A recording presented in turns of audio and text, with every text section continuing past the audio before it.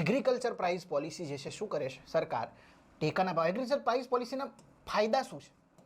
ફાયદા શું છે? પહેલું તો જો, એક તો ખેડૂતને સારો ભાવ મળે છે. ખેડૂતને સારો ભાવ મળે છે કે ભાઈ સરકાર જે છે એ એનાઉન્સમેન્ટ કરી દેશે વાવણી પહેલાં.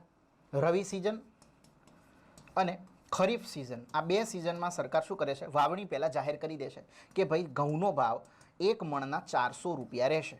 પછી ભલે માર્કેટમાં 100 રૂપિયા હોય, ખેડૂતને સરકાર 400 રૂપિયા આપી ઘઉં ખરીદ છે, એ સરકારની ગેરંટી છે. એનાથી ઓછા તો નહીં જ હોય. સરકાર એક ગેરંટેડ મૂલ્ય બહાર પાડી દેશે તો ખેડૂતને એક સારું મૂલ્ય મળશે. અને બીજો ફાયદો શું છે?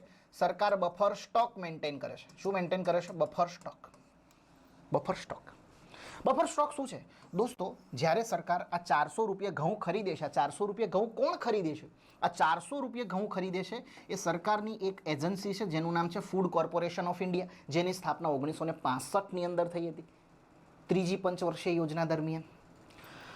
આ ફૂડ કોર્પોરેશન ઓફ ઇન્ડિયા અહીંયાથી ઘઉં ખરીદી ક્યાં લઈ જશે? પોતાના ગોડાઉનમાં, પોતાના જે વેરહાઉસ છે ત્યાં આગળ મૂકશે અને આ જે બફર સ્ટોક છે ત્યાં મેન્ટેન કરશે. જ્યારે એ શું કરશે? આ ગોડાઉનમાંથી આ જે છે એનું ડિસ્ટ્રીબ્યુશન થશે અલગ અલગ રાજ્યની અંદર. ક્યાં જશે આ ઘઉં ગોડાઉનમાંથી? તો કે ભાઈ દીનદયાળ ઉપાધ્યાય રિટેલ ફેર શોપ, જે સસ્તા અનાજની દુકાનો છે, આપણે બીપીએલ ને એપીએલ કાર્ડ ઉપર ઘઉં ને ચોખા મળે છે 2 રૂપિયા 1 રૂપિયા કિલો, તો એ અહીંયાથી આવે છે. આ જે છે ગોડાઉનમાંથી પછી ડિસ્ટ્રીબ્યુશન થશે. એટલે રાજ્ય સરકાર પણ એમાં મદદ કરશે ડિસ્ટ્રીબ્યુશન માટે. રાજ્ય સરકારની જિલ્લાની એજન્સીઓ પણ એમાં મદદ કરશે. ઓકે, તો કહેવાનો મતલબ એવો છે કે એફસીઆઈ શું કરે છે? સરકારના તરફથી આ જે ઘઉં છે, ચોખા છે એને ખરીદે છે, પોતાના ગોડાઉનમાં મૂકે છે અને એનું ડિસ્ટ્રીબ્યુશન કરે છે. આ બફર સ્ટોકની વાત કરી મેં. બીજું આનાથી શું ફાયદો થાય છે? આનાથી એક ફાયદો એ થાય છે કે ભાઈ પ્રાઇઝ સ્ટેબિલેશન